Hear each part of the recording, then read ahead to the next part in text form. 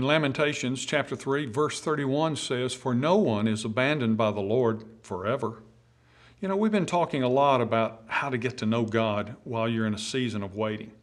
And in this particular verse today, Jeremiah is proclaiming the truth that no matter how dark the circumstances might have seemed, eventually the waiting was going to come to an end. In the same way, you can take heart and know that God is working in your season as well. It's easy to feel discouraged, but you can get to know God on a deeper level by fixing your eyes on the future that He's promised for you. We call Hebrews 11 the Hall of Fame of faith because it showcases how faithful servants of God have always looked beyond their immediate circumstances toward eternity.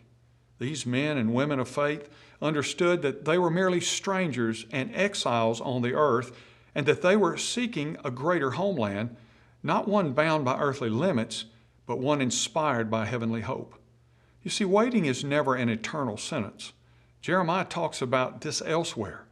"For I know the plans that I have for you, says the Lord. They are plans for good and not for disaster, to give you a future and a hope." I think an often overlooked passage is the next verse over from this one. It says, "If you look for me wholeheartedly, you will find me." That's a good way to sum up how you can get to know God while you wait. You see, God is actively shaping you and your future while you are waiting. Will you trust in His promises and seek Him with your whole heart? That's the challenge that many of us face. We live in a culture that is so impatient and a culture that can seem to have whatever it wants pretty instantaneously. But sometimes God says, "I'm working a plan for your life. I need you to trust me. I need you to keep waiting and keep your eyes upon me."